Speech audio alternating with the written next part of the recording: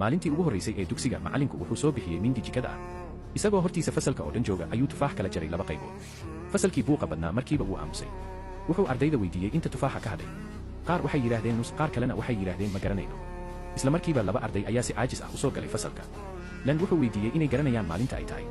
wiilkii midkood ahaa wuxuu kor u taagay farahiisa isagoo muujinaya inuu og yahay lan ma uusan xanaaqin halkii wuxuu ku yidhi farahaagu wax ka badan ayay samayn karaan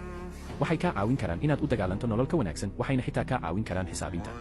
laakiin habbariddiisa waxaa la kulmay jeesjees iyo xitaa dharbaaxooyin lan wuxuu garwaaqsaday in waxbarasho lagu qasbo aysan wax micne ah lahayn sidaas darteed wuxuu isku dayay inuu galo dunida ardayda isagoo kula xidhiiraya habab ay iyagu jecel yihiin kaftankiisa iyo caqligiisa fasalka dhexdiisa ayaa si tartiib ah u jebiyey derbiyadii qalbiyadooda lan wuxuu u sheegay waxaad tihiin faracii mayanka si dabiici ahna waxaad u leedihiin hibada xisaabta erayadaas ayaa ka dhigay carruurtii la iska indhatiri jiray inay markii ugu horraysay dareemaan faan iyo sharaf dhowr cashar kadib dhammaan ardaydu waxay barteen sida loo xalliyo xisaabta darajada labaad lan wuxuu u qaybiyey waraaqo imtixaan oo ay ku tababartaan ardaydu si fudud ayay u dhammeeyeen dareenka guushaasi wuxuu sii shiday xiisahoodii waxbarasho lan wuxuu ogaa in haddii uu dhab ahaan doonayo inuu beddelo mustaqbalkooda ay tahay inuu ka caawiyo gelitaanka jaamacad xisaabta sare calculus ayaana ahayd tallaabadii ugu horraysay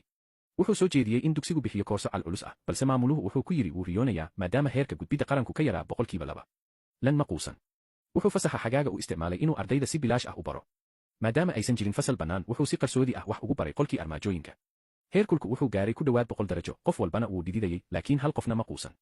2 bilood kadib ardaydu keliya ma aysan gaadhin casharadii balse waxay sidoo kale barteen calculus